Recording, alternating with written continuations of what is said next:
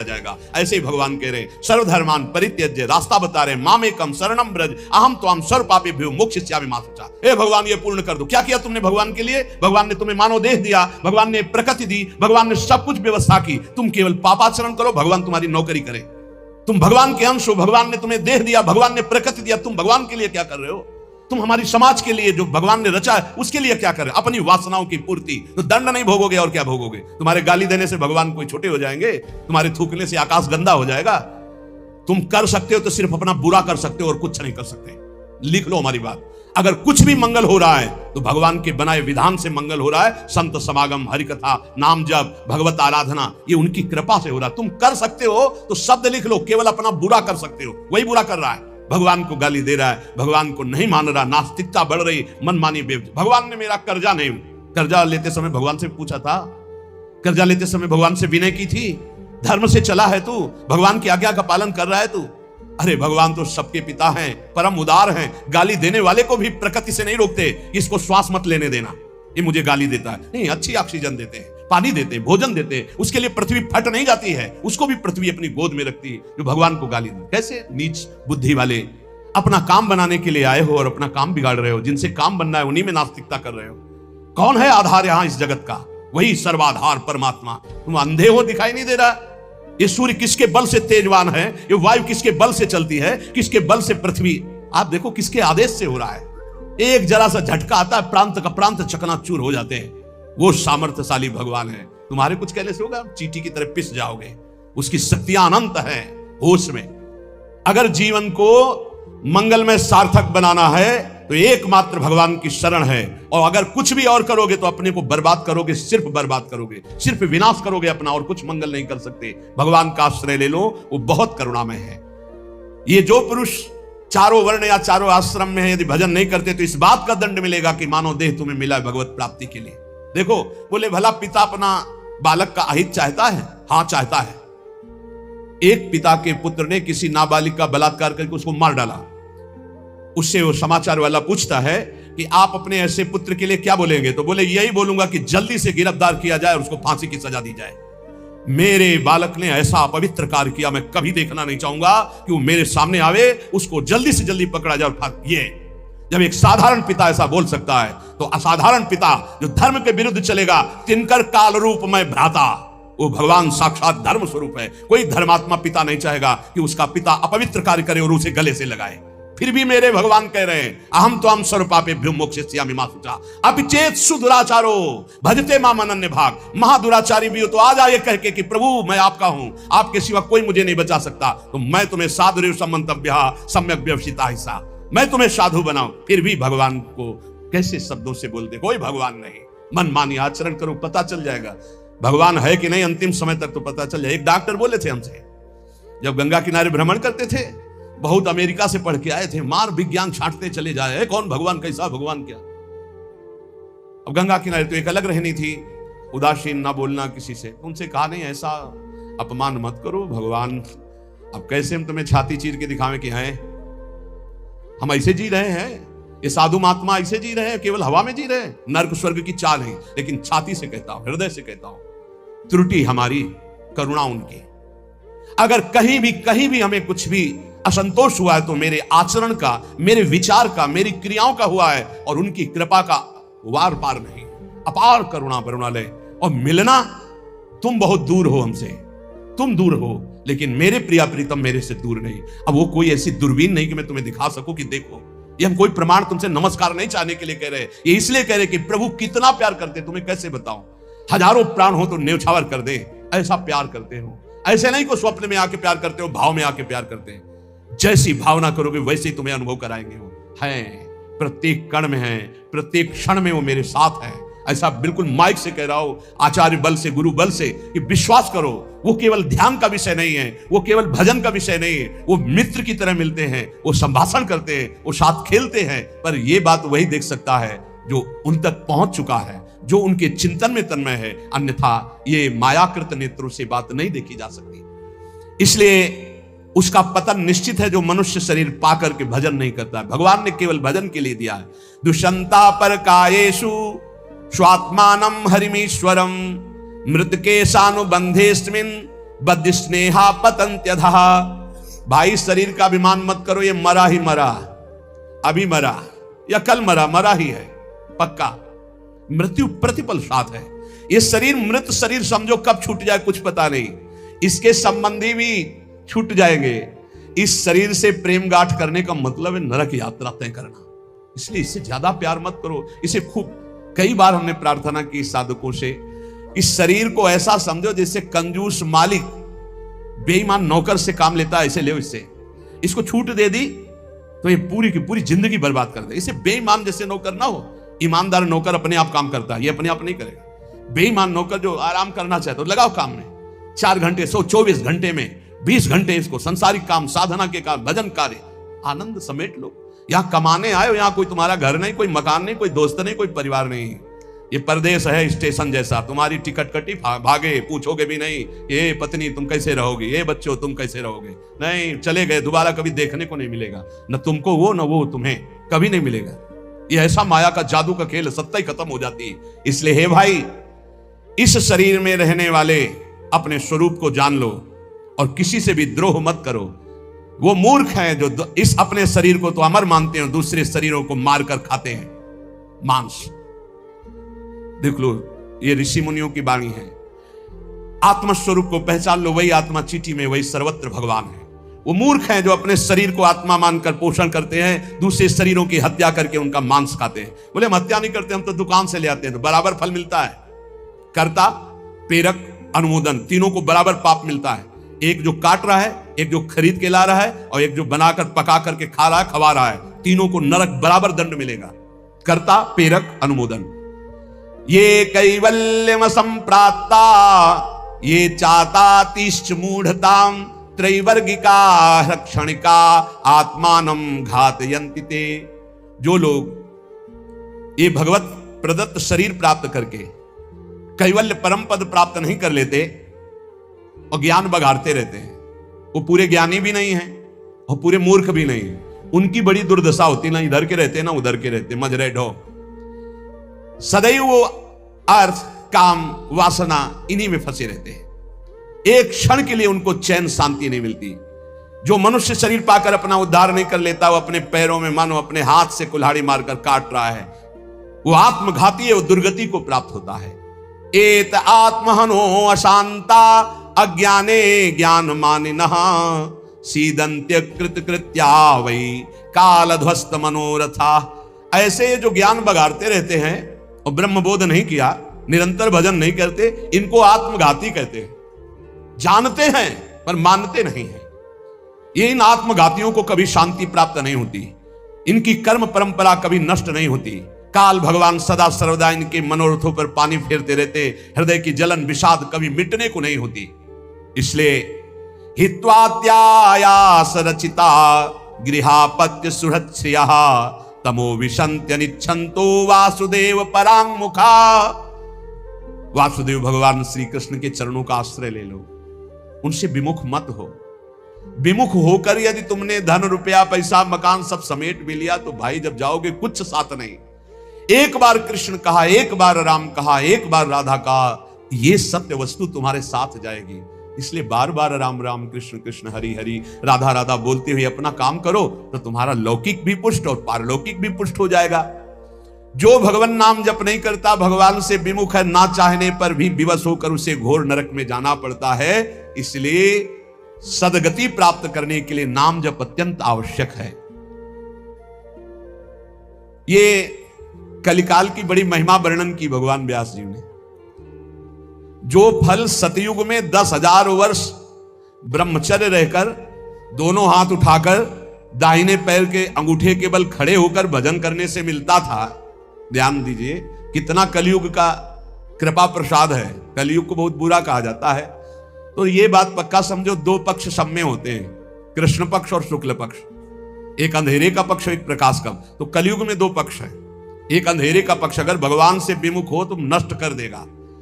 यहां कह रहे हैं भगवान महर्षि वेद व्यास देव जी, यत्कृते 10,000 हायनेन तत् द्वापरे तश्च मासेन होरात्रेण तत्कलौ तपसौ ब्रह्मचर्यस्य जपादेश्च फलम द्विजा प्राप्नोति पुरुषस्तेन कलिसाध्यति भासितम।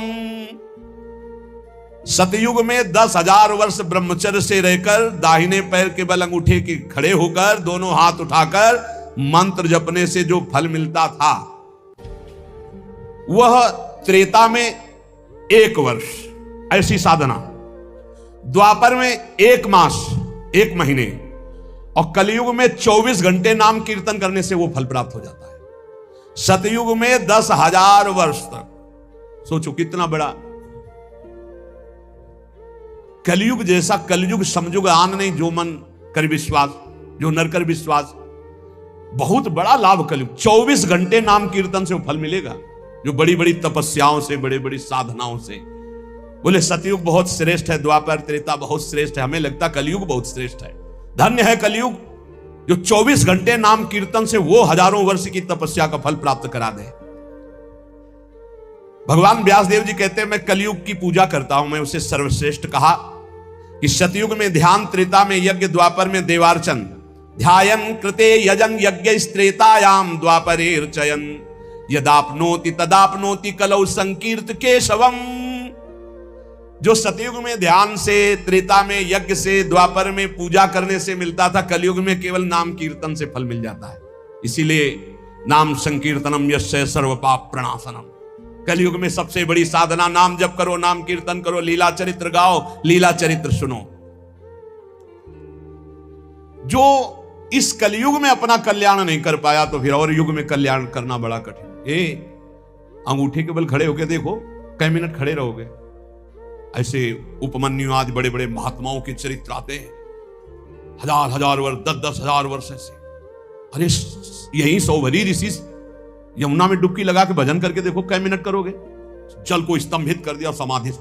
ऐसे ऐसे महात्मा, अपने लोग महात्मा कहते हैं अपने को। डुबकी लगा के 2 मिनट नहीं रुक सकते नीचे, वो समाधिस्थ हैं। मछली को देख के 50 ब्याह करते हो, तुम मोबाइल में देख के क्या करोगे, तुम्हारे क्या होगा। इसीलिए बहुत होश में, कलयुग में बहुत मानता है भगवत प्राप्ति की, बहुत सुविधा है भगवत प्राप्ति की, होश में हो जाओ तो। पर ये होश रहने नहीं देता। ये किसके होश उड़ाता है, इसका प्रवेश कहां है, बता चुके कई बार। मदिरा पान करने वाला, मांस खाने वाला, पराई स्त्री से व्यभिचार करने वाला और स्वर्ण चोरी करने वाला, जुआ खेलने वाला, छल झूठ कपट रजोगुण, ये सब इसके स्थान है। नाम जप करो, पवित्र भगवत प्रसाद पाओ। कहां कलयुग है, आनंद ही आनंद। बोलो यहां कितनी देर कलयुग लगा तुम्हारे ऊपर, आनंद ही आनंद है। कलयुग समझुग आन नहीं, जो नर कर विश्वास, गाय राम गुण गण विमल भवबिन तरह प्रयास। कितना बड़े कलयुग, केवल नाम आधारा, कोई बात और हो ना हो, राधा राधा राधा, पार हो गए। सुखस्यांतरम दुखम दुखस्यांतरम सुखम पर्यायेणोपसर्पन्ते नरम नेमिमरा इव। भाई जैसे रात के बाद दिन आता है, दिन के बाद रात आती है, ऐसे तुम सुख में हो तो दुख आने वाला है, तैयार हो जाओ। और दुख में हो तो सुख आने वाला है। सुखम श्यांतरम दुखम दुखश्यांतरम सुखम, भगवान व्यासदेव जी कह रहे हैं। ये पक्का तुम्हारे पूरे जीवन क्रम लगा रहेगा, क्योंकि तुम्हारा प्रारब्ध रच चुका है। सुख के बाद दुख, दुख के बाद सुख, ऐसा चलेगा। ये चक्र की तरह चलता रहता है। इसलिए तुम सुख में भूलो नहीं और दुख में प्रभु को भूलो नहीं। नाम जप निरंतर करो तो सुख दुख से परे हो जाओगे। जातस्य नियतो मृत्यु पतनम च तथोन्नते विप्रयोगावसानस्तु संयोगा संचया क्षया विज्ञायना बुधा शोकम न हर्षमुपयान्ति ये तेषामेवे तरे चेष्टाम शिक्षन्ता संति तादृशा। हे भाई मेरी बात सत्य मान लीजिए। जातस्य नियतो मृत्यु, तुम्हारा शरीर जन्म लिया है ना, मरेगा पक्का। कल एकांतिक में एक भाई से पूछा, प्रश्न कर रहे थे, भाई तुम्हें कभी आता है कि मरोगे? बोले नहीं, हमारा सत्संग सुनना रोज मिलेगा ये आपको। सत्संग में एक बार तो रोज आएगा कि तुम मरोगे, नहीं आएगा? रोज आता है। आपका तो अभ्यास बन गया होगा सुनने का कि मरने वाली बात तो रोज आती है। यही हमको संभालेगी, क्योंकि जाना है। जो संभलते नहीं हैं वो लड़खड़ा के गिर जाते हैं। रोज संभलना है, मरना है। जातस्य नियतो मृत्यु पतनम च तथोन्नति। अगर शरीर जन्मा है तो मरेगा आज, नहीं तो कल तैयार हो जाओ। जाना है, जाना है। अब कब जाना है पता नहीं है।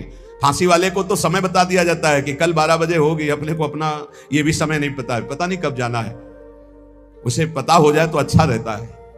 सब डर जाते कि इतना रह गए। बर्थडे कोई तो मनाता नहीं, शोक डे जरूर मनाता, लेकिन अब पता नहीं इसलिए बर्थडे मना रहे हैं। वैसे तो नहीं मनाना है, नहीं मनाना है। मनाना है गुरु प्रदत्त जन्मदिन। जिस दिन से दीक्षा हुई वही दिन हमारा सार्थक है। और यदि मनाना है तो नाम कीर्तन करके मनाना है। बर्थडे कैसे मनाया जाता है जानते हो? प्रिया प्रीतम को विराजमान करो, श्रृंगार करो, ब्याहुला करो और रात भर कीर्तन करो और खूब सबको पकवान पवाओ, जय जयकार लगाओ। हम कह रहे रोज बर्थडे मनाओ, बहुत बढ़िया है भैया। इस तरह का बर्थडे, इस तरह का बर्थडे, खोल रहे हैं शराब, गंदी गंदी सब खान पान और नाच रहे हैं, और ये कोई बर्थडे? समय नष्ट कर रहे हैं। कितना कीमती, राधा राधा राधा, कितना कीमती समय आप कैसे नष्ट करो? बहुत लोभ लगता है। इतना कीमती, एक श्वास खरीद नहीं सकते 50 वर्ष की कमाई में। 50 वर्ष की कमाई की जो श्वासें तुमने व्यर्थ की, सब श्वासों के द्वारा जो आपने धन एकत्रित किया, एक श्वास नहीं खरीद सकते। ऐसा कीमती श्वास राधा राधा। कह रहे हैं नित्य ये ध्यान रखो कि शरीर जन्मा है तो मरेगा। कुछ अच्छा नहीं लगेगा ये बात ध्यान रखने पर, नहीं लगता अच्छा, कुछ अच्छा नहीं लगता। बस यही लगता है कि एकांत हो जाए, कितना भजन कर ले, बस यही सार्थक है जीवन की सार्थकता। नाम जब कर लो, मरना है यार, कोई साथ नहीं जाने वाला। और आपको अनुभव की बात बता रहे हैं, सब अपने लिए तुमसे प्यार करते हैं, तुम्हारे लिए कोई प्यार नहीं करते। किसी ने हमसे कहा कि आपको तो बहुत लोग प्यार करते हैं। हम कहा आपकी नजर में, हमारी नजर में नहीं। वो कहा क्यों, आपको ऐसा क्यों नहीं लगता? हम कहा हमें इसलिए नहीं लगता कि सब अपने लिए हमें प्यार करते हैं। हमारे लिए तो प्रिया जो प्यार करते हैं, सिर्फ प्रिया जो, वो हमारे लिए प्यार करते हैं। सब अपने लिए, हमारे लिए नहीं। हमारे लिए तो प्यार करते तो पहले भी प्यार होता ना, नहीं हुआ। हमारे लिए तो प्रिया जो पहले भी प्यार करती थी, अब भी प्यार करती है, और वो करती ही रहेंगी क्योंकि उनका स्वभाव है ऐसा। संसार का प्यार भगवत समर्पण करने के लिए हमें मिल रहा है। आपका प्यार लिया प्रियाजू के चरणों में समर्पित, हमारे लिए नहीं, हमारी प्रियाजू के लिए। हमारे लिए प्यार सिर्फ हमारी प्रियाजू का है। आप प्यार करते हैं प्रियाजू के लिए, आप प्यार करते हैं, उस प्यार को प्रियाजू के चरणों में हम चढ़ाते हैं। वो प्यार मेरे लिए नहीं, वो प्रियाजू के लिए, जिससे आपको प्रियाजू कृपा करके प्यार करें, आपका दुख नाश करके परम सुख प्रदान करें। तो हे भाई, जिसका जन्म हुआ उसकी मृत्यु निश्चित है, और जिसकी आज उन्नति है कल उसकी मृत्यु, उसका विनाश, उसका पतन, यही खेल है मृत्यु लोक का। ये बात परसों सत्संग में कही थी। पहले ये नहीं था और बाद में भी ये नहीं रहेगा। हे अर्जुन, ये बीच में दिखाई दे रहा है, इसलिए इस पर विश्वास नहीं। कभी भी उन्नति को उन्नति रूप में स्थायी कहीं नहीं पाया गया, वो अवनति में आई। कभी भी अवनति सदैव अवनति नहीं बनी रहती, वो उन्नति को प्राप्त होती। ये चक्र चल रहा है, इसलिए अभिमान मत करो, फूलो मत, निरंतर भजन परायण रहो। मोहाद अधर्मः या कृत्वा पुनः समनुत्तप्यते मना समाधि संयुक्तो नशा सेवते दुष्कृतम। ये जो मोहवश अपने शरीर को अविनाशी मान करके पापाचरण करते हैं, ये सच्चे हृदय से प्रायश्चित कर ले, नहीं तो नष्ट हो जाएंगे। हर पाप बम की तरह जमा हो रहा है तुम्हारा, जब फूटेगा ना बिल्कुल नष्ट कर देगा, किसी काम का नहीं रखेगा।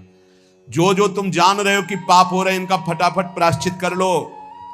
पाठ के द्वारा, भजन के द्वारा, संत महापुरुषों की सलाह के द्वारा उनको नष्ट कर दो। नहीं, वो जब वृक्ष रूप हो जाएंगे तब फिर तुम नष्ट नहीं कर पाओगे। एकाग्रता पूर्वक देखो तुमसे कौन कौन पाप हो रहे हैं, वर्तमान में कौन कौन पाप हुए हैं, उन पापों का क्या प्रायश्चित है, उनका प्रायश्चित कर लो। यथा यथा मनस्तस्य दुष्कृतम कर्म गर्हते तथा तथा शरीरम तु तेना धर्मेण मुच्यते। जैसे जैसे आप जलोगे अंदर से, अरे कैसे पाप हो गया, कैसे, हे भगवान मैं बहुत परेशान हूं, ये नीच मन मुझे बहुत जला रहा, रो लिया, पाप नष्ट हो गया। ड्रामा नहीं, असलियत में जैसे जैसे तुम उस पाप कर्म की निंदा करोगे अंदर से, धिक्कार है, धिक्कार है, कैसे हो गया मेरे से, प्रभु कैसे हो गया, नाथ मुझे बचाओ, ये अंदर जलोगे तो कह रहे हैं वो पाप कर्म नष्ट होना प्रारंभ हो गया। त्यों तुम्हारा शरीर निर्मल होना शुरू हो जाएगा। और यदि प्रायश्चित नहीं किया तो शरीर दंड मिलेगा। इसीलिए जैसे कोई तुम्हारी निंदा कर रहा है, कोई तुम्हारा अपमान कर रहा है, तुम्हारा मन जल रहा, सह लो, तुम्हारे पाप नष्ट कर रहा है। वो बड़ी कृपा है उसकी हमारे ऊपर कि बिना शारीरिक दंड के वो मन को जला करके हमारे पापों को भस्म कर देता है। यदि आपने प्रायश्चित नहीं किया, आपने पाठ जप तप के द्वारा पाप को नष्ट नहीं किया, तो वो दंड देगा। एक और उपाय बता रहे हैं, यदि विप्रा कथयते विप्राणाम धर्मवादिनाम ततो अधर्म कृतान क्षिप्रम अपराधात प्रमुच्यते। यदि ब्रह्म ऋषि कोई महात्मा, एक तो सुनेंगे ही नहीं, और यदि वो आपकी बातें सुन ले कि आप उनसे कह दें कि मैंने ये पाप किया है, अब इसका क्या प्रायश्चित है, यदि वो कह दे जाओ ऐसा कर लो, तो उसी कृत्य से आपका सारा पाप नष्ट हो जाएगा। अगर वो ये कहते हैं अरे कुछ नहीं करना, सब ठीक हो जाएगा, जाओ, बिना कुछ किए सारे पाप नष्ट हो जाएंगे। इतनी महिमा गुरुदेव की, ब्रह्म ऋषियों की। यदि विप्राह कथयते विप्राणाम धर्मवादिनाम ततो अधर्म कृतात् विप्र अपराधात् प्रमुच्यते, वो अपराध रहित हो जाएगा। अगर वो कहते जाओ जाओ अच्छा कुछ नहीं, सब ठीक हो जाएगा, बिल्कुल उसका कोई प्रायश्चित नहीं करना पड़ेगा और कोई कर्म वो दंड नहीं देगा, पर दोबारा नहीं होना चाहिए। एक ध्यान रखिए, क्षमा उसी का होता है जो पुनः नहीं करता, अगर पुनः करता है तो फिर वो मिल जाता है। प्राण यात्रा निमित्तम च व्यंगरे भुक्तवज्जने काले प्रशस्त वर्णानाम भिक्षार्थी पर्यटेत गृहान।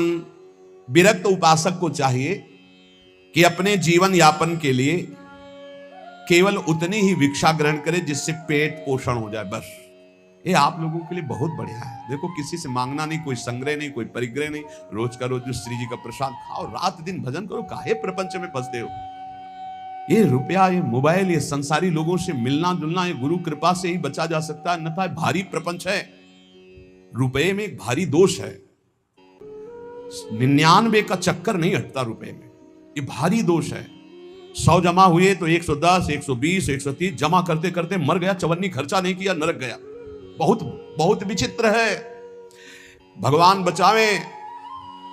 जैसे कंचन दलदल, वैसे कामिनी दलदल, वैसे कीर्ति दलदल। इन दलदलों में जो गिरा तो गुरु कृपा बचाए तो बचाए, नहीं निकल पाना मुश्किल है।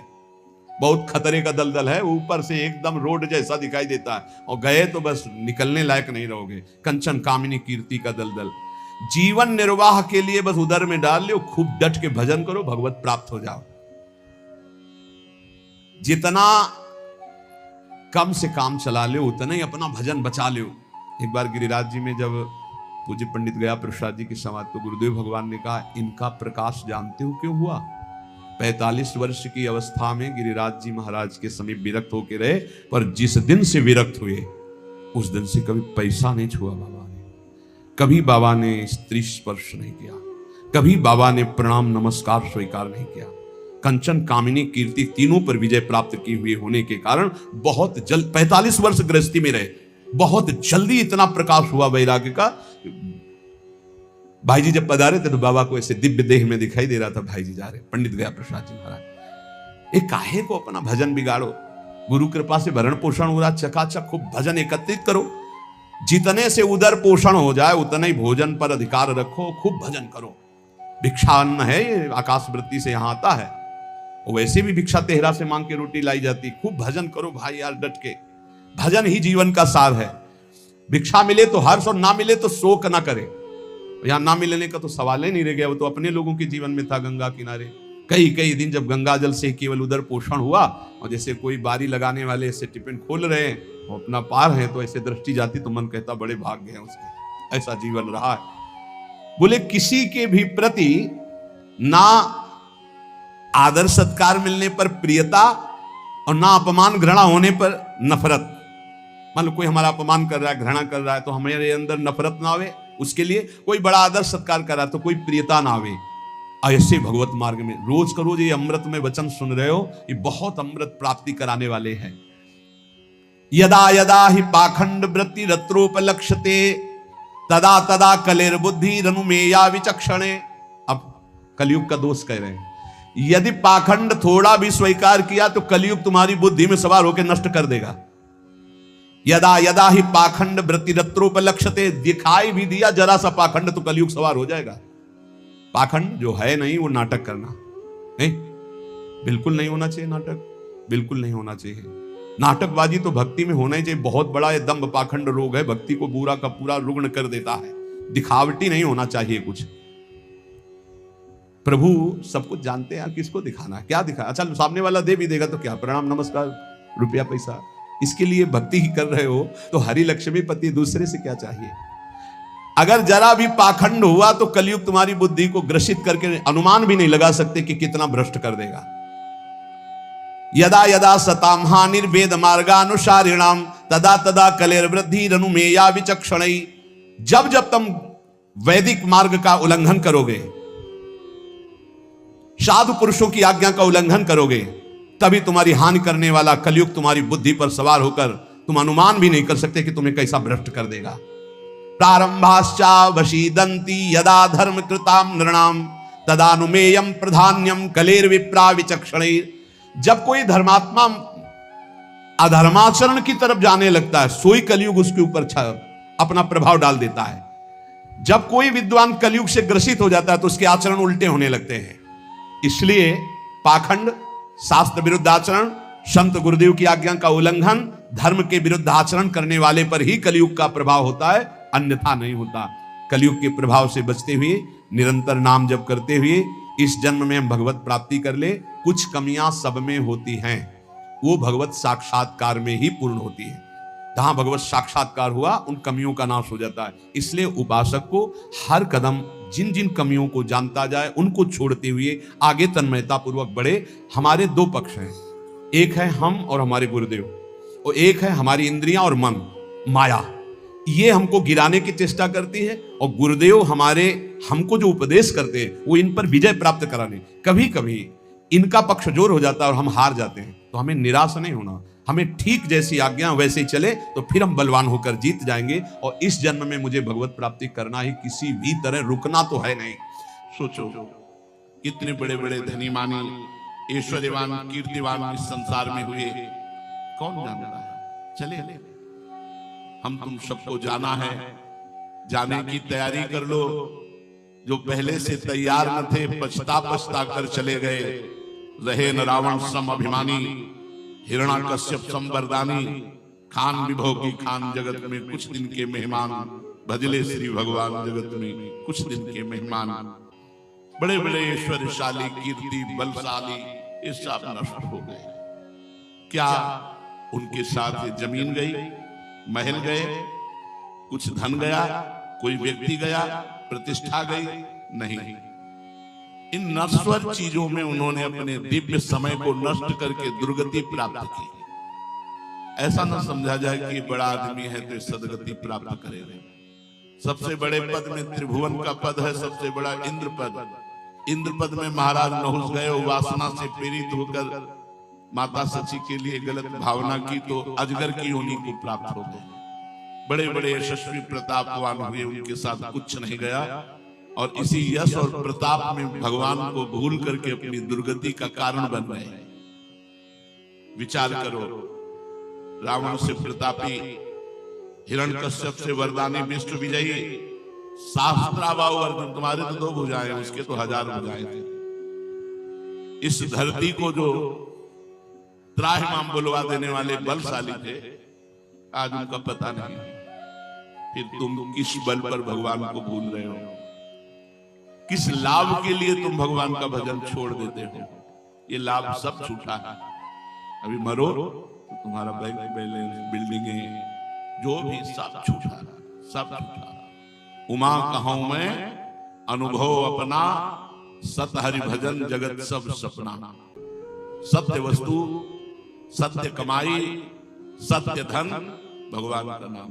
जितना आपने जप लिया उतना ही सत्य, बकाया सब झूठा, सब व्यर्थ। सोचो, तुम्हारे पिता, तुम्हारे पितामह, घर के बड़े बूढ़े सब कहां गए? मृत्यु के गाल में सब समा गए। वो लोग क्या नहीं सोचते थे, लेकिन क्या उनकी सोच सत्य हुई? सब सोच यही रह गई और वो यहां से चले गए। ऐसे ही आप भी चले जाएंगे। सोच ये मकान बन जाए, फिर ऐसा हो जाए, फिर ऐसा हो जाए, फिर ऐसा हो जाए, और ऐसा सोचते सोचते मर गए।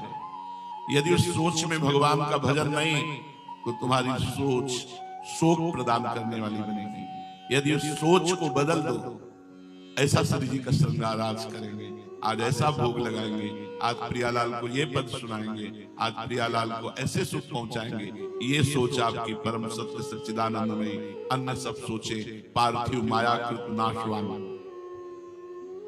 सोचो तुम्हारी दशा क्या होगी जब तुम भगवत विमुख होकर शरीर यहां से त्यागोगे और आपके कर्मों का निर्णय होगा। कृपालु भगवान ने संस्कृति मान बरियाई के पायो मनुष्य देव वृथागत डारत, संस्कृति के चक्र को रोक करके मनुष्य शरीर कृपा करके दिया और आपने उस मनुष्य शरीर को संसारिक सोच में नष्ट कर दिया। भजन नहीं किया, व्यर्थ का चिंतन करते हुए व्यतीत कर दिया। तो जब मालिक के दरबार में पहुंचोगे तुम्हारा हिसाब किताब होगा तो दुर्गति हो जाएगी, तुम्हारी दशा बिगड़ जाएगी। इसलिए देखो, तुम्हारा ये यौवन, तुम्हारी ये जवानी, तुम्हारा रूप, तुम्हारा धन, तुम्हारा सम्मान, ये सब यही रह जाएगा। ये सभी वस्तुएं नष्ट होने वाली हैं और तुमसे निश्चय ही इनका वियोग होगा, चाहे जो प्रिय वस्तु हो चाहे व्यक्ति हो। मृत्यु लोक वियोग स्थली है, संयोग स्थली नहीं है। ये ऐसे है जैसे रेलवे स्टेशन, प्याऊ, गौशाला, धर्मशाला। अपनी रात काटी धर्मशाला में, अपनी अपनी यात्रा की, पानी पिया अपनी अपनी यात्रा, गाड़ी आई अपनी अपनी यात्रा में स्टेशन। ऐसे यहां समय व्यतीत करना है भगवान का नाम स्मरण करते हुए। जो जवानी के चक्कर में पड़कर पाप करता है, धन के चक्कर में पाप करता है, उसका वियोग इससे तो होगा भी, जवानी से भी, धन से भी, लेकिन दुर्गति पक्की। जो अपनी जवानी में संयम धारण करके ब्रह्मचर्य से भगवान का नाम जप कर रहा है, भगवान के नाम की कमाई कर रहा है, उसका वियोग कभी भगवान से नहीं होगा। क्योंकि हम और भगवान दो हैं ही नहीं, हम और भगवान दो हैं ही नहीं, एक ही डीएनए है हमारा और भगवान का। जो आत्म स्वरूप है वो भगवत स्वरूप है। हम और भगवान एक जाति के हैं, हम और भगवान एक हैं। ईश्वरंश जीव अविनाशी, ममैवांशो, भगवान का अंश भगवत स्वरूप होता है। हम इसी देह और जगत के भोगों को अपना मानकर भगवान से विमुख हो गए। यहां बस पलक झपकते मृत्यु तुम्हें ग्रस ले गई। जैसे हमारे 50-55 वर्ष व्यतीत हो गए, हमको लगता है कल घर से निकले थे। ऐसा नहीं लगता कि 55 वर्ष की आयु हो गई। कितना लंबा समय जीवन का व्यतीत हो गया। अब कितने मिनट बचे हैं पता नहीं। ऐसे ही जो भोगों में भूले हुए जीव हैं, उनकी बड़ी लंबी आयु भोगों में व्यतीत हो जाती है और वो कमा कुछ नहीं पाते हैं। जो परलोक की कमाई है वो भजन है, वो सत्य है, वो परोपकार है, वो व्रत, उपवास, नियम, संयम, ये सब कमाई है। इन सब से लोग दूर रहकर पापाचरण में, व्यर्थ के चिंतन में, प्रपंच में अपने जीवन को नष्ट कर देते हैं। सोचो, भले लोग तुम्हें बड़ा समझकर पूज रहे हो, क्या तुम बड़े हो गए? बड़े तो तब हो गए जब बड़े के हो जाओगे। बड़ा कौन है? प्रभु। बड़ा कौन?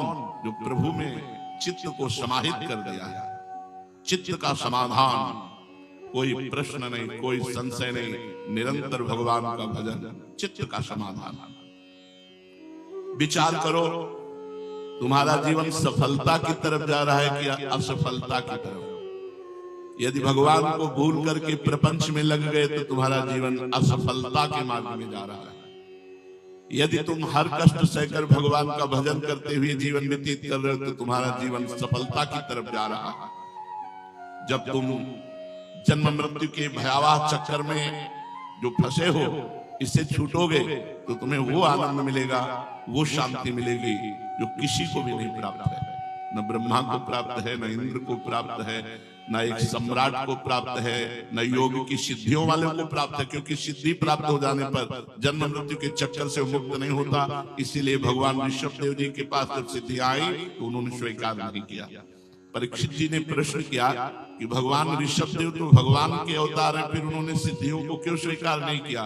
तो श्री सुखदेव जी ने कहा, जैसे चतुर शिकारी फंसे हुए मृग पर, जाल पर कभी विश्वास नहीं करता क्योंकि कभी भी भाग सकता है अगर छूटने का अवसर मिल गया, ऐसे ही मन कहीं सिद्धियों के चक्कर में पड़कर परम सिद्धि, भगवत प्रेम या जन्म मृत्यु से मोक्ष, इससे चूक ना हो जाए, इसलिए रिद्धि सिद्धि से भी अपने को छुड़ा करके जो भगवान के मार्ग में, अभी रिद्धियां सिद्धियां ऐसे थोड़ी प्रकट हो जाती है, उसके लिए तो बड़ा संयम नियम चाहिए, बहुत भजन, बहुत, तब कहीं सिद्धियां आती, सिद्धियां ऐसे थोड़ी आ जाती। पहले तो जो ही आप साधना में चलेंगे तो अहंकार आएगा, पहली सीढ़ी है गिराने की, अहंकार आएगा जो दूसरों में दोष दर्शन और अपने में गुणाभिमान, अगर इससे बच गए तो स्त्री शरीर के लिए पुरुष शरीर, पुरुष शरीर के लिए स्त्री शरीर, पक्का सुविधा हो जाएगी भोगने की, आप भोग सकते हो। अगर आपने स्वीकार किया तो हम आगे रुक गया। अगर आप इससे आगे बढ़े तो कंचन, विविध प्रकार की भोग सामग्रियां, ऐश्वर्य वैभव, ये तुम्हारे, अगर इस पे रुक गए तो आपका मान, अगर इसको भी क्रॉस कर गए तो प्रतिष्ठा, मान प्रतिष्ठा या आखिरी, इसीलिए अगर मान प्रतिष्ठा को भी पार कर गया तो मुस्कुराते हुए युगल सरकार उसको मिलते। तुमने गर्भवास में भगवान से प्रतिज्ञा की थी, रो रो कर प्रभु से गर्भ में कहा था जब गर्भ के कष्टों को भोग रहे थे कि एक बार मुझे गर्भ के इस नर्क से बाहर कर दो प्रभु, मैं जाकर ऐसा भजन करूंगा कि दोबारा कभी किसी भी मां के गर्भ में न जाना। प्रभु इस मनुष्य जीवन में स्त्री मां के गर्भ रूपी नर्क से मुझे बाहर कर दो, मैं बाहर जाकर खूब भजन करूंगा। बाहर आए, वो ज्ञान अपहृत हो गया, माया के द्वारा भूमि परत भाटी ढाबर पानी, तिम जीवहि माया लपटानी, लड़का हुआ बोले थाली बजाओ। वो रो रहा है, कहाँ वो विशुद्ध ज्ञान कहाँ गया, वो भगवद आनंद कहाँ गया। बस नाल छेदन हुआ, गाना बजाना शुरू हो गया। अब फिर वही मोह जाल डाल दिया गया, ये मम्मी, ये तुम्हारी मौसी, ये तुम्हारा, बस फंस गया जाल। जननी जनक बंधु सुखदारा तनु धन धाम सुहृद परिवारा, फिर इसमें ममता कर ली। ये भूल गए कि गर्भ में मैं अकेला जब कष्ट पा रहा था तब मेरे प्रभु ने आनंद दिया, और उन आनंद सिंधु से वादा करके आया हूं कि एक बार चांस दे दो, मैं आपका भजन। वो भूल गया, सब भूल गए, सब लोग भूल गए। उसे जगाना है, उसे फिर पुनः जागृत करना है। वो बात जागृत होती है संत समागम से। इसीलिए जब हरि की विशुद्ध कृपा होती, जब द्रवै दीन दयालु राघव, तो साधु संगति पाइए, क्योंकि उससे हमारा खोया हुआ ज्ञान पुनः जागृत होता है। अब उस प्रतिज्ञा को भूलकर मिथ्या माया ममता में फंसकर फिर उसी भीषण गर्भवास की यंत्रणा भोगने की तैयारी कर रहे हो। होश में हो जाओ, शीघ्र चेतो, अब जीवन नहीं रह गया है, अब जीवन नहीं रह गया। 50, 55 वर्ष, 40 वर्ष, 30 वर्ष, अब पता नहीं 30 सेकेंड है कि नहीं। क्या पता था उनको कि काल 1 मिनट में हमारी सब मनोरथों में पानी फेर देगा। कोई चिंतन कर रहा होगा कि अमुक जगह जाकर ऐसे अमुक से मिलेंगे, अमुक मिट्टी में मिला था। चेतो, शीघ्र चेतो, कहीं जीवन के बचे हुए दिन भगवत विमुख असावधानी में न बीत जाए।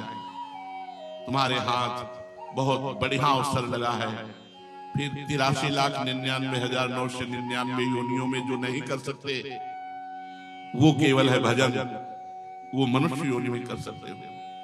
स्त्री भोग का सुख तो हर योनि ले रही है, रसेंद्री का खान पान का सुख हर योनि ले रही है, सोने उठने बैठने क्रिया पारिवारिक संबंध हर योनि ले रही है। एक एक सुकरी के 20-20 बच्चा, खूब ये सब निद्रा भय आहार में तुम, इसका तो सारे संसार के हर जल चैतन्य में सब फैला हुआ है। एक सुख है भगवदानंद, वो केवल मनुष्य शरीर में ही प्राप्त हो सकता है, अन्य किसी योनि में नहीं। देखो अब तक जो भूल हो गई भगवान क्षमा कर दें। एक एकांतिक में प्रश्न करता, धर्म को कोष्ठ है, मैं धर्म करता हूं फिर भी मुझे भगवान ऐसा। जब कोई धर्म और भगवान की तरफ कड़वे शब्द बोलने की चेष्टा करता है तो हमारा हृदय दाह से युक्त हो जाता है, ताप युक्त हो जाता है। क्योंकि करुणा में भगवान की करुणा को न समझ करके तुम ऐसा, उनका पूर्व जन्म की छोड़ो, वृंदावन में बैठे हुए इसी जन्म का रजिस्टर निकालो अपने पापों का, और तुम न्यायाधीश बनो, और तुम देखो कि तुमने क्या क्या किया है, क्या उसका दंड विधान होता है, और वो कर्म तुमने किए फिर भी तुम सुख चैन से हो। इसमें भगवान की कृपा है या भगवान का न्याय गलत है। हम कहा अगर अपने जीवन को देखोगे तो इतना केवल कह सकते हैं, अपने जीवन को देखने के बाद इतना कह सकते हैं कि प्रभु क्षमा करो, बस आपकी कृपा की ही बात है, मैं किसी योग्य नहीं। ईमानदारी से सब लोग देखो, उनकी कृपा और अपनी उद्दंडता अब भी देखो, उनकी कृपा और अपनी उद्दंडता जब हम देखते हैं तो इतना ही केवल हम कर सकते हैं। न्याय करने पर इतना आएगा कि क्षमा प्रभु क्षमा, त्राहिमाम प्रभु त्राहिमाम, मैं आपके योग्य नहीं हूं, प्रभु मैं आपका अपराधी हूं, पर फिर भी आपकी इतनी कृपा हम पर है। अब तक जो भूल हो गई सो हो गई, उसके लिए अब रोने का समय नहीं, नाम जप करो। उसके लिए पश्चाताप मत करो कि बैठे वर्तमान के समय को भी भूत के चिंतन में व्यतीत करो। भूत में जो हो गया सो हो गया, छोड़ो, अब वर्तमान को संभालो। जीवन के जितने दिन बाकी हैं उन्हीं को दृढ़ संकल्प करो कि एक सेकेंड भी अब मैं भगवान से विमुख नहीं जीऊंगा। राधा राधा राधा राधा, हर सेकेंड हर मिनट अब मैं प्रभु से जुड़कर ही जीऊंगा। अब विषय भोगों से, संसार से, किसी अन्य क्रियाओं से भगवत विमुख होकर नहीं जीऊंगा। क्रियाएं तो करनी ही पड़ेगी, संसार में कर्म तो करना ही पड़ेगा, पर माम अनुस्मरण युद्ध च, मेरा स्मरण करते हुए कर्म करो तो जीवन को सफल कर लोगे। ऐसा अवसर बार बार नहीं मिलने का, इस परम लाभ को प्राप्त करने में आलस्य मत करो। सोचो, यावत् स्वस्थमिदं कलेवरम यावच्च दूरे जरा, जब तक बुढ़ापा दूर है, शरीर स्वस्थ है, तब तक तुम कुछ भी कर सकते हो। क्या कर्मों का भोग है। यावत् स्वस्थमिदं कलेवरम यावच्च दूरे जरा, जब तक तुम्हारा शरीर स्वस्थ है, बुढ़ापा ग्रसित नहीं कर लेता, रोग ग्रसित नहीं कर लेता, तभी तक तुम कुछ अपने लिए कर सकते हो। अपने लिए क्या है? भगवान का नाम जप, तीर्थ यात्रा, व्रत, उपवास, नियम, संयम, इनके द्वारा तुम अपने पापों को नष्ट करके उज्जवल भविष्य बना सकते हो। क्या उज्जवल भविष्य? जिंदा फेंक दिया कबाड़।